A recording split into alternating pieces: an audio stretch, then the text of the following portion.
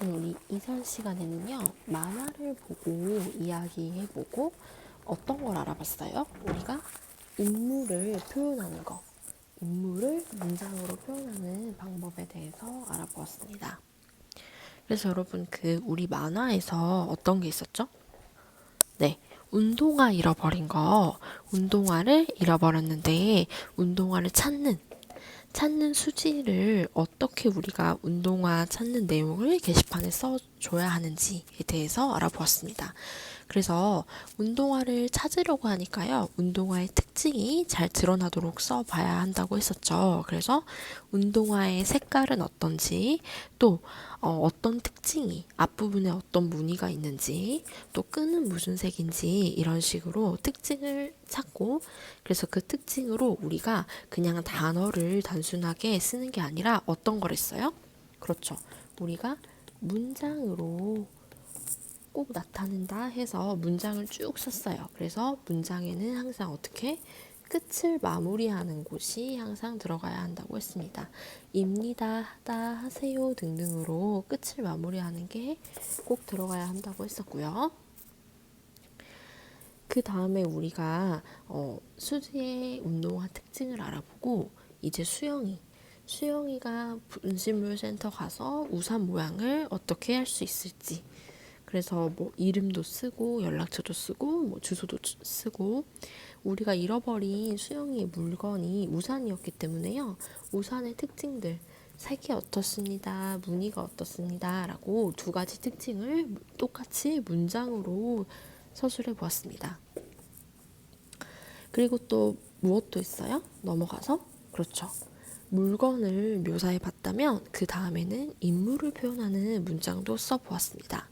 그래서 우리가 그림을 보고요, 인물의 모습을 써봤는데요, 여기 밑에 4명의 인물이 있었어요. 동호, 수영이, 호준이, 영미 이렇게 있었고, 얼굴만 보고요, 우리가 겉모습, 눈에 보이는 겉모습 특징을 문장으로 똑같이 만들어서 써보았습니다. 그래서 여러분, 동호는 안경을 쓰고 있습니다. 수영이는 골프에 점이 있습니다. 호준이는 모자를 쓰고 있습니다. 영미는 긴 머리를 하고 있습니다. 등으로 어떻게 했었어요? 인물을 표현하는 문장을 써보았습니다. 그 다음에 두 번째는요, 인물의 성격을 나타내는 낱말을 넣어가지고 우리가 뭐 해보는 거예요? 문장을 써보는 건데요. 여기 첫 번째 그림에 뭐가 있어요? 그렇죠, 상준이가 있는데, 상준이가 지금 짐을, 그렇죠, 들어주고 있죠. 할머니의 짐을 들어주는 걸 보고 우리가 상준이의 겉모습, 안경을 썼다, 뭐 점이 있다, 키가 크다 이런 거 말고 상준이의 성격까지 나타내는 표현을 써보았습니다. 그래서 여러분이 뭐 착하다 이렇게 말했는데 좀 더 자세하게 상준이가 지금 할머니, 나이 드신 분의 짐을 대신 들어주는 모습을 보고 친절합니다 라는 성격적 특징을 찾아가지고 가져왔고요. 또 우리 수빈이, 밑에 보면 수빈이가 청소는 매일 해야지 하면서 청소를 열심히 하는 모습을 보고 우리가 부지런합니다 라는 특징을 알아낼 수가 있었습니다. 이렇게 우리가 인물의 성격을 나타내는 낱말을 넣어서 문장을 써봤고요. 그 다음에 수지의 일기를 우리가 읽어보면서 수지가 쓴 짧은 일기를 보고 수지가 오늘 만난 사람은 누구인지, 또 그 만난 사람은 우리 학교 전담 경찰관이었죠. 이 경찰관의 겉모습을 표현한 문장에다가 밑줄을 쭉 긋고 그림으로도 어땠어요? 수지가 표현한 것에 따라서 경찰관의 모습을 찾아보았습니다. 그래서 여러분, 우리가 누군가의 특징이나 성격을 표현할 때, 설명할 때 정확한 표현으로 자세하게 키가 어느 정도였고, 뭐 색깔은 어떤 색깔이 있는 옷이나 모자를 쓰고 있었고, 머리카락 길이는 어땠고, 이런 식으로 자세하게 표현을 하면요, 그림만 보고도 어때요? 그림이나 사진을 보고도 그 사람을 알아차릴 수 있고, 또 설명만 듣고도 여러분이 상상으로 이 사람이 설명하는 게 어떤 사람이구나, 또는 어떻게 생긴 물건이구나 등등을 알 수가 있었습니다. 자, 그래서 여러분, 선생님이 가상의 친구를 한 명 데려와서 그 친구를 소개하는 글을 써보는 걸로 한다고 했어요. 그래서 선생님이 펭수 알죠, 여러분? 펭수. 펭수의 자기소개서를 가지고 왔는데요.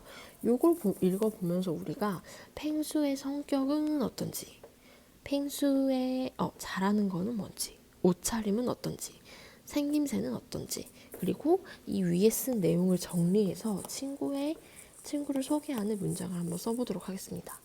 여러분, 이 친구 이름이 뭐죠? 자기소개서에 나와 있는 대로? 그렇죠. 이름은 펭수입니다. 그럼 펭수는 나이는 몇 살이래요? 10살. 그리고 꿈은 최고의 크리에이터. 어때요? 컨텐츠, 영상이나 아니면 다른 사람들이 즐길 수 있는 여러 가지를 만들어내는 크리에이터가 되고 싶다고 하네요. 키가 여러분 210cm나 되고 고향은 남극. 그리고 성격은 뭐라고 말해요? 자기 스스로는 완벽하다 그러고 의욕이 넘친다고 말을 하네요. 의욕은요, 여러분, 무언가를 하고자 하는 의지예요. 그러면은 성격에 이 펭수가 스스로 쓴 것처럼 어떻게? 의욕이 넘치는 편이라고 쓸 수 있고요. 여러분이 이따가 펭수의 특징을 담은 영상을 선생님이 하나 올려놨는데 그 영상 보니까 펭수는 어떤 것 같았어요? 말도 굉장히 많고 또 어떤 일이 있을 때 자기가 먼저 나서고 그런 친구를 어떻게 말하죠? 그렇죠. 적극적이다. 또 활발하다. 라는 것으로 표현을 할 수가 있었습니다. 그리고 여러분 잘하는 것은 어떤 거였어요? 펭수 보니까 잘하는 거. 그렇죠. 여기 자기소개서랑 영상에서 본 것처럼 뭐든지 잘한다는 거는 펭수가 써놓은 것 같아요. 랩도 잘하고 비트박스도 좀 잘한다고 해요. 그래서 잘하는 거는 랩이랑 비트박스. 그럼 여러분 펭수가 평소에 옷차림이 어땠죠, 여러분? 옷 어떤 거 입고 다녀요? 그렇죠. 옷은 안 입고 다니는데 몸에 있는 털 색깔이 어때요? 그렇죠. 털은 회색. 그리고 무엇을 쓰고 있어요, 지금? 노란색 헤드셋 또는 귀마개 쓰고 있죠. 이렇게 옷차림도 우리가 설명을 해줄 수가 있습니다. 그 다음에 여기에서 보면 취미는 대한민국 초등학생들 사이에서 화제가 되는 건 뭐든 하는 게 취미고 존경하는 인물은 자기 자신. 되게 자기를 사랑하는 친구인 것 같아요. 그리고 가장 슬펐을 때는 남극에서 덩치가 크다는 이유로 다른 펭귄들이 인정을 안 해줬을 때, 힘들었을 때는 남극에서 한국까지 헤엄쳐 오느라 힘들었다.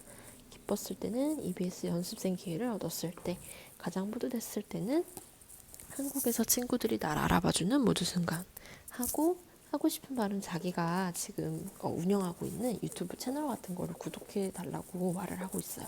그래서 여러분 우리가 지금 여기에 친구를 소개하는 글보다 훨씬 어때요? 자세한 자기소개서를 펭수가 써줬죠. 우리도 다음에 학교에 왔을 때 이렇게 자기소개서를 좀 더 자세히 쓸 수 있는 칸을 만들어가지고 선생님과 함께 써보도록 합시다. 자, 그럼 여러분 펭수의 사진이 이렇게 나와 있는데 우리 영상이나 아니면 여러분이 평소에 봤을 때 펭수의 생김새는 어때요? 그렇죠. 얼굴을 보고 눈이 어떻게 생겼어요? 눈이 크고 동그랗다. 또 여러분 볼에는 어때요? 볼은?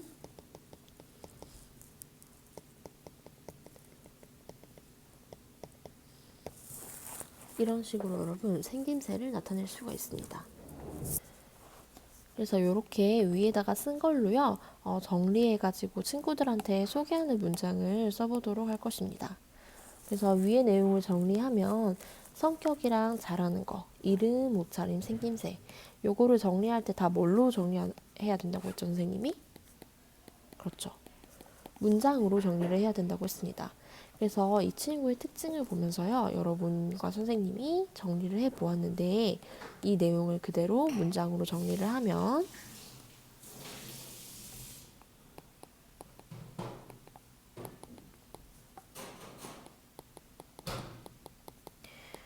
처음에는 이름부터 설명을 해야겠죠. 그래서 이름을 먼저 나오게 하고 그 다음에 이 친구가 성격을 먼저 설명해 볼까요? 성격은 두 가지가 있었죠. 의욕이 넘치는 편입니다. 그리고 어떻게? 그리고 적극적이고 활발합니다. 라고 쓸 수가 있어요. 그래서 우리가 이렇게 문장으로 나타내고 어떻게 해야 돼요? 활발 이렇게 끝나지 않죠. 그래서 문장으로 성격을 짧게 의욕이 넘치는 편이라고 썼었어도 설명할 때는, 소개할 때는 문장으로 나타내라고 했기 때문에 합니다, 뭐입니다 라는 끝에 마무리하는 서술어를 꼭 넣어주어야 해요.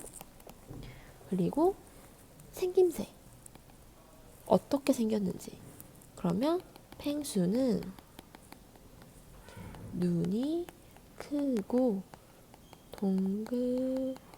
동그랗습니다. 또 볼은 분홍색입니다. 로 써줄 수가 있고요.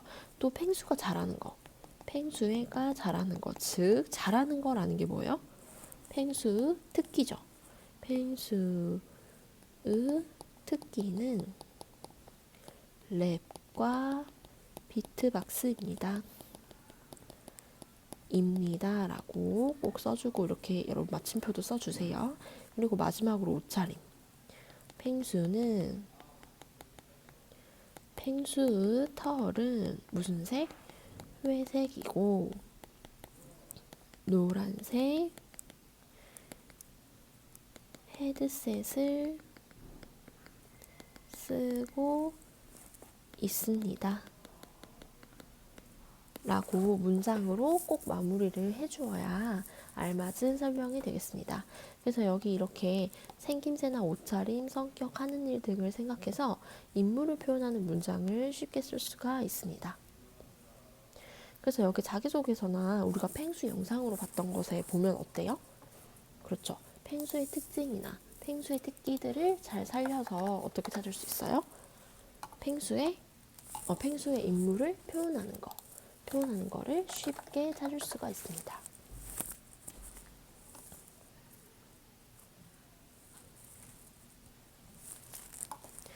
자, 그래서요, 우리가 이제까지 자세한 표현, 인물의 표현을 어떻게 해야 되는지에 대해서 쭉 알아봤고요. 그 다음에 어떤 걸 하냐면 교과서 165페이지에 정확한 표현에 대해서 알아보도록 하겠습니다. 지금까지는 어떻게 하면 자세하게 표현할 수가 있는지였죠. 이제부터는 어떻게? 좀 더 자세하게 표현할 수 있는 거에 대해서 알아보도록 하겠습니다.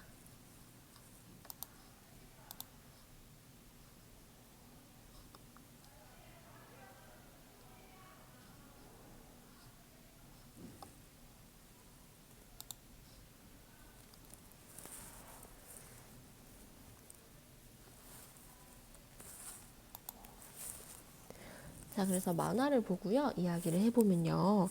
내일 수업 시간에 가족 이야기를 할 겁니다. 가족 사진을 찍어서 가져오세요. 라고 했어요. 그랬더니 가족 사진을 찍어야 하는데 어떻게 찍지? 아버지께 여쭤봐야겠다. 라고 친구가 말을 합니다. 그러니까 여기 있는 호영이가 아버지 가족 사진이 필요해요. 사진 좀 가리켜 주세요. 라고 하니까 가족 사진? 저기 텔레비전 위에 있네. 라고 말씀을 하세요. 근데 호영이가 지금 당황을 했어요. 그쵸? 그래서 당황한 까닭은 무엇인지 지금 가져와야 하는데 어떻게 찍지? 라고 혼자 궁금해하고 있죠. 근데 지금 우리 호영이가 뭐라고 말했어요? 사진 좀 가리켜 주세요 라고 말을 했습니다. 여러분, 이거 뭐예요? 가리키다. 호영이가 당황한 까닭은요, 어때요? 지금 호영이는 어떤 걸 바라고 있어요? 사진을 찍는 방법. 그쵸? 왜냐면 여기 있는 선생님이 뭐라고 했어요? 가족 사진을 찍어서 가져오라고 했죠. 그래서 가족 사진을 찍어야 하는데 어떻게 찍지라고 사진을 찍는 방법에 대해서 고민을 하고 있는데 지금 아빠는 어떻게 했어요? 호영이의 마음과 다르게 그냥 손으로 가족 사진이 저기 있네 라고 가리키고 있습니다. 그래서 호영이가 당황한 까닭은 어떻게 쓸 수 있을까요? 문장으로 호영이가 사진 찍는 방법을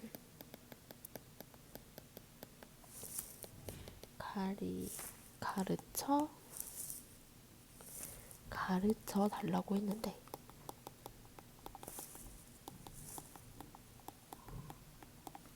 아버지가 어땠어요? 아버지께서 사진을 손으로 가리켰기 때문이죠. 그래서 여러분 방금 그 만화를 보면서 상황을 다시 한번 정리를 해보면 호영이가 지금 숙제가 어떤 거예요? 그렇죠. 가족 사진을 찍는 게 숙제였어요. 근데 호영이가 지금 그러면 궁금한 게 뭐죠? 지금 고민하고 있는 게 가족 사진을 찍어야 하는데 어떻게 찍지? 가족 사진을 찍는 방법에 대해서 궁금해하고 있어요. 그래서 아빠한테 말씀드릴 때 뭐라고 말했어요? 아버지, 가족 사진이 필요해요. 사진 좀 가리켜 주세요. 라고 말했죠. 그래서 여러분, 아버지가 그러면 가족 사진을 그대로 가리켰는데 이유가 뭐예요? 호영이가 사진 좀 가리켜 주세요. 라고 말했기 때문이에요. 그런데 호영이는 아버지가 사진을 가리켜 주니까 당황했습니다. 왜요? 사실 호영이가 말하고자 했던 건 어떤 거예요?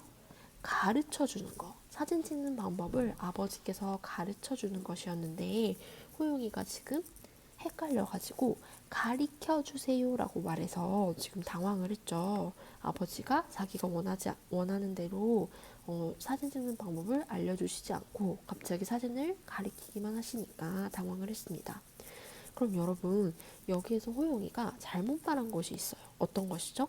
호영이는 원래 방법을 가르쳐 주세요 라고 말하는 거를 가리켜 라고 잘못 말했죠. 그래서 잘못 말한 부분은 가리켜 주세요 였습니다. 그럼 여러분 이거를 선생님이 여러분을 가르치다랑 같이 제대로 만들려면 어떻게 해야 돼요? 고치려면 가르쳐 주세요로 고쳐야 합니다. 그래서 여러분 호영이가요 원하는 것을 얻기 위해서는 어떻게? 정확한 표현으로 어떻게 말해야 돼요? 사진 찍는 방법을 어떻게 해주세요? 가르쳐 주세요 라고 말을 해야 합니다. 그래서 여러분 이 가리키다랑 가르치다의 낱말의 정확한 뜻을 알아보는 게 굉장히 중요해요. 가리키다는요 여러분 어때요? 손가락으로 어떠한 것을 집어 보이거나 알려준다는 것입니다. 방금 우리 대화에서 어땠어요? 아버지가 그 손으로 가리켜 준 것처럼 어떤 것을 집어 보이거나 또는 알려준다는 거, 또 가르치다는 거는 뭐예요? 지식을 깨닫게 하거나 어떤 일을 배우게 한다는 뜻이에요. 그런데 이 가리키다랑 가르치다는요, 많이 어떻게 되고 있어요? 헷갈려 하고 있어요. 소리랑 의미가 비슷해서 자주 혼동을 하고 있는 낱말입니다. 그래서 이 낱말의 정확한 뜻을 알고 어떻게 하는 게 중요해요? 구분하는 게 굉장히 중요하겠죠. 그래서 그림을 보고요. 가리키다랑 가르치다를 바르게 쓰는 것이 중요합니다. 그래서 나는 먹고 싶은 빵을 어떻게 하고 싶다? 그렇죠. 아직은 좀 헷갈리면 어떻게 하면 되냐면 방금 우리 호영이가 사진 찍는 방법을 알고 싶었죠. 이때 가르쳐 주세요였어요? 아니면 가리켜 주세요였어요?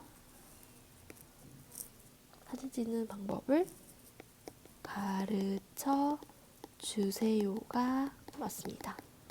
가리켜가 아니고 가르쳐 주세요라고 말을 해야 돼요. 그 다음에 나는 먹고 싶은 빵을 어떻게?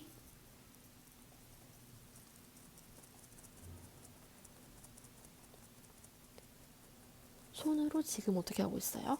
손으로 어떠한 것을 집어 보이고 있나요? 아니면 지식을 깨닫고 있나요? 그림을 보면 그렇죠. 손가락으로 어떤 걸 가리키고 있으니까 어떻게 써야 되죠? 나는 먹고 싶은 빵을 가리켰다 라고 쓰는 게 맞습니다. 그리고 여기 보면 선생님이 지금 이 친구한테 어떻게 하고 있어요? 수영을 배우게 하고 있죠. 그러면 이때는 가리키다가 맞나요? 아니면 가르치다가 맞나요? 그렇죠. 두 번째에 가르치다가 맞습니다. 그래서 선생님께서 수영을 가르쳤다 라고 사용을 해야 됩니다. 그래서 여러분 여기 있는 발음은 비슷하죠. 가리키다, 가르치다. 그렇지만 둘의 차이를 잘 알고 비교할 수 있어야 해요. 그럼 여러분 두 번째가 또 나와 있어요. 다르다, 틀리다. 정확한 뜻. 그 전에 우리가 요 가리키다, 가르치다를 한 번 더 알아볼게요. 자, 그래서 여러분 가리키다라는 것이 뭔지 요걸 넣어서 문장을 만들어 보면요. 어떻게 되죠? 가리키다를 넣어서 문장을 만들면 경찰관이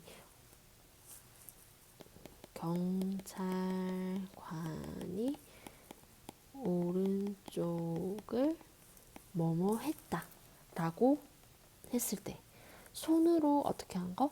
가리키다니까 경찰관이 오른쪽을 가리켰다. 이때는 여러분 가르쳤다를 절대 쓰면 안 되겠죠. 그 다음에 시계가 오후 1시를 여기서도 뭐가 나와야 되죠? 그렇죠. 가리켰다가 나와야 합니다. 그러면 우리 가르치다 라는 것이 나오는 문장도 한번 알아볼게요. 가르치다가 나오는 문장. 당연히 어떤 거를 배우게 하는 거, 지식을 깨닫게 하는 거기 때문에 친구가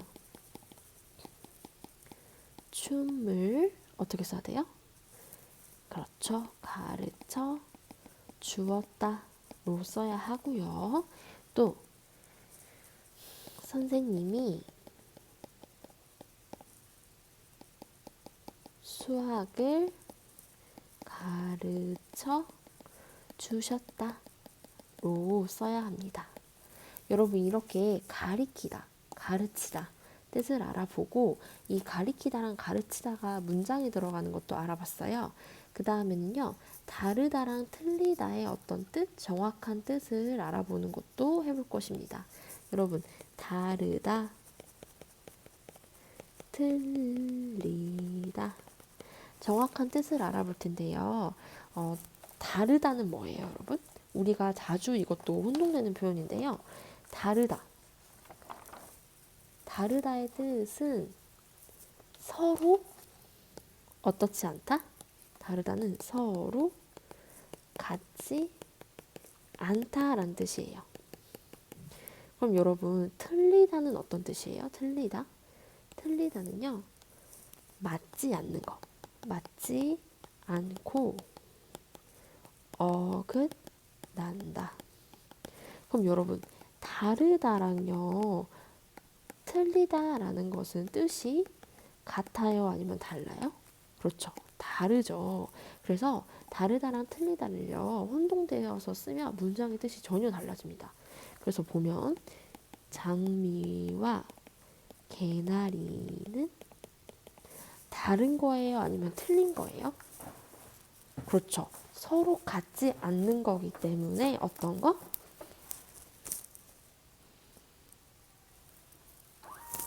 그렇죠. 다르다가 들어가는 게 맞고요. 그 다음에 또 하나를 문장을 해봅시다. 문장을 만들면 시험 문제의 답이 어떻게 들어가야 되죠? 그렇죠. 맞지 않고 어긋나는 거기 때문에 틀리다가 들어가야 합니다. 그래서 여러분 다르다와 틀리다. 다른 것은요. 서로 그냥 모양이나 겉으로 봤을 때 모양이나 문양이 어떤 거? 그렇죠. 같지 않는 것을 의미하고요. 또 틀린 것은요, 전혀 맞지 않고 어긋나는 것을 의미를 하기 때문에요. 여러분이 정확히 알고 있으면 됩니다. 그래서 우리가 지금까지요, 헷갈리는 단어, 가리키다와 가르치다, 그리고 다르다와 틀리다의 정확한 뜻을 알아보았습니다. 그래서 여러분도 쓸 때나 말할 때 이것을 완벽하게 구분해서 쓸 수 있도록 노력을 해야 합니다. 자, 그래서 이어서 우리가 정확한 표현을 알아볼 텐데요. 그림의 상황과 바르게 쓴 문장과 선으로 이어봅시다 라고 하는데 굉장히 여러분이 많이 헷갈리고요. 사실 어른들도요, 이거를 많이 헷갈려 해요. 그래서 여기 보면요, 발음은 같아요. 매다, 매다, 그쵸? 여기도 덥다, 덥다, 그쵸? 그런데 쓸 때는 어때요? 첫 번째 매다는 아, 이, 그쵸? 두 번째 매다는 이. 여러분 어때요? 전혀 뜻이 다른 것이 됩니다. 그 다음에 덥다에서 비읍받침, 덥다에서 피읍받침이 됩니다. 전혀 다르죠. 그렇기 때문에 이 그림의 상황을 바르게 쓴 문장이랑 선으로 연결을 해보면요. 매다라는 건 뭐예요? 신발끈을 매다. 매다의 뜻을 보면 매다, 아이의 매다는요. 끈이나 줄을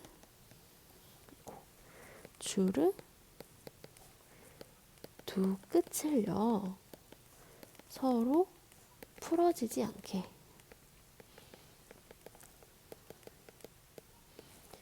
마디를 만든다 라는 뜻이 되고요. 또 반대로요. 우리가 어이 매다는요. 어떤 뜻이 되냐면 어깨에 걸치거나 또는 올려놓는다 라는 뜻이 됩니다. 그럼 여러분 어때요? 매다랑 매다 전혀 다른 뜻이죠. 하나는 우리가 줄이나 끈을 묶어가지고 안 풀리게 어떤 마디를 만드는 거, 그리고 매다는 어깨에 걸치거나 올려놓는 거. 그래서 뜻이 전혀 다르고요. 그럼 여러분 여기 첫 번째 신발끈을 매다, 당연히 어때요? 두 줄을 서로 풀어지지 않게 마디를 만든다는 뜻이 맞겠습니까? 아니면 어깨에 걸치는 게 맞겠어요? 그렇죠. 서로 풀어지지 않게 마디를 만드는 거. 그때는요, 첫 번째 아이읍에, 그래서 선으로 연결을 해보면 이렇게 연결을 해야 합니다. 그 다음에 두 번째, 가방을 어깨에 매다 또는 가방을 어깨에 매다. 이거는 여러분 어때요? 끈이나 줄의 뒷끝을 서로 풀어지지 않게 마디를 만드는 게 맞아요? 아니면 어깨에 걸치거나 올려놓는 게 맞아요? 그렇죠. 어깨에 걸치거나 올려놓는 요 매다가 맞습니다. 그 다음에 여기 이불을 덮다, 덮다. 어떤 게 맞아요? 이불을 덮다 또는 덮다.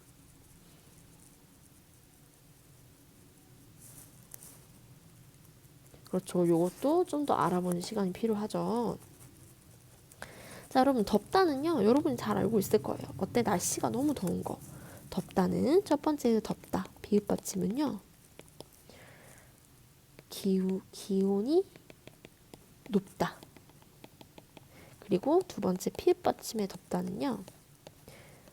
어떤 물건 등이 보이지 않도록 천등을 얹어서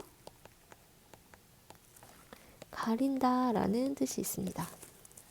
그래서 여러분 요 두 가지를 생각하면서요. 여기를 보면 이불을 덮다가 맞아요? 덮다가 맞아요? 그렇죠. 두 번째 덮다가 맞겠고요. 부채로 막 덮고 있어요. 너무 더워서. 이거는 어떤 게 맞죠? 그렇죠. 날씨가 덥다가 맞겠습니다. 그래서 여러분 요렇게 받침 하나 또는 자몽 하나로 발음은 같지만요. 어떤 게 달라지는? 뜻이 완전히 달라지고 쓸 때도 전혀 달라지는 문장들이 많아요. 그렇기 때문에 여러분이 좀 더 자세하게 그리고 정확하게 표현을 쓸 필요가 있습니다. 그래서 우리 이전에 배운 자세한 표현 그리고 정확한 표현까지 오늘 알아보았고요. 이 매다, 가르치다, 가리키다 또는 덥다 덥다.